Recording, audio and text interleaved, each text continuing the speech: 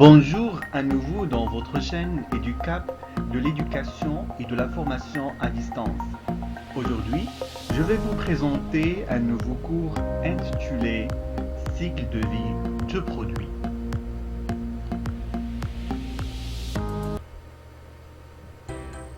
Dans ce cours, on va introduire la notion de cycle de vie du produit. Ensuite, je vais vous donner le principe et surtout, on va analyser la courbe de cycle de vie. Et enfin, je vais vous donner un exemple de cycle de vie pour une pièce mécanique.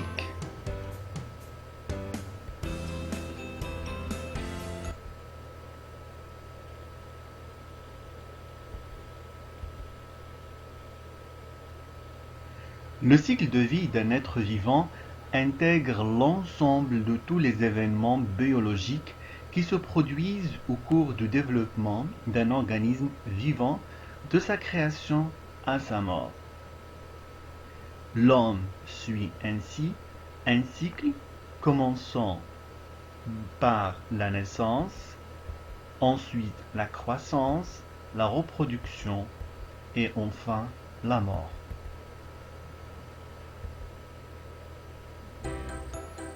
Après avoir introduit la notion de cycle de vie, passons maintenant à l'analyse de la courbe de cycle de vie.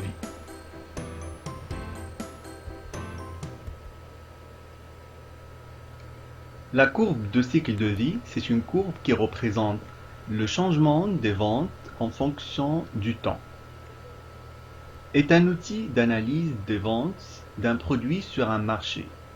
On suit ainsi l'évolution de ses ventes depuis son lancement jusqu'à son déclin. Les phases sont, premièrement, la phase de lancement dans laquelle les ventes décollent lentement. Ensuite, la phase de croissance. Les ventes s'accélèrent. Troisième phase, il s'agit de la maturité, durant laquelle le rythme des ventes stagne. Et enfin, la phase du déclin, c'est la phase durant laquelle les ventes s'abaissent.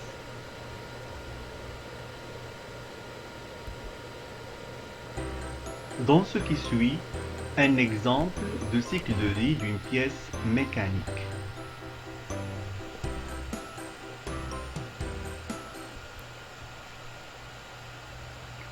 Le cycle de vie d'un produit, par exemple, une pièce mécanique, commence par la réception de la matière première. Celle-ci sera transportée vers l'usine. En zoomant dans l'usine, il s'avère qu'il existe un autre cycle de vie.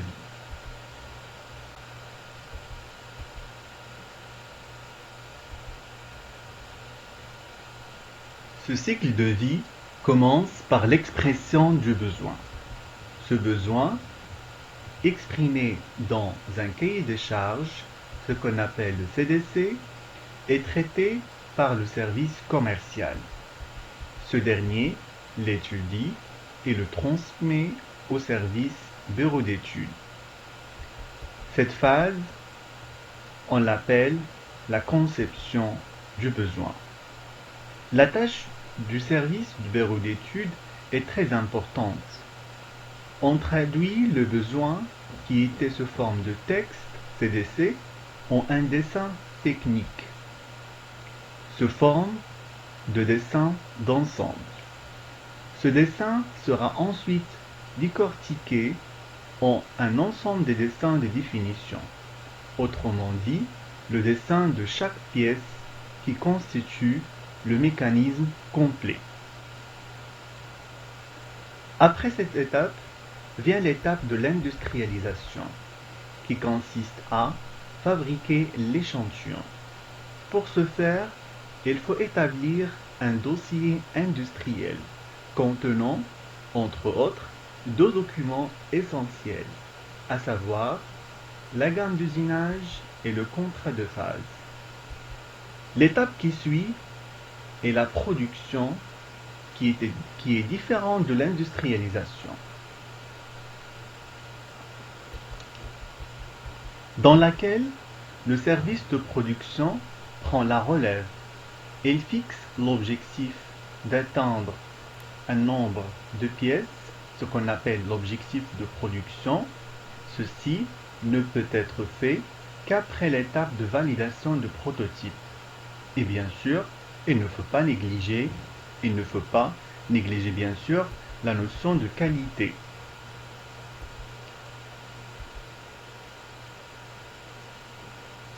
On enchaîne le cycle de vie. L'étape juste après la production est l'utilisation et la consommation du produit, dans notre exemple la pièce mécanique. On l'utilise dans l'assemblage des grands mécanismes ou bien dans d'autres utilisations.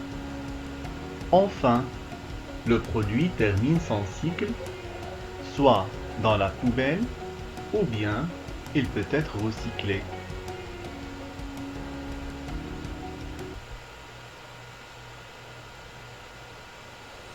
Enfin, pour résumer, nous avons vu dans ce cours 3 points. Nous avons introduit la notion de cycle de vie. Ensuite, nous avons vu la courbe de l'analyse des ventes en fonction du temps. Et nous avons remarqué qu'il existe 4 phases. Premièrement, la phase de lancement. Deuxièmement, la phase de croissance.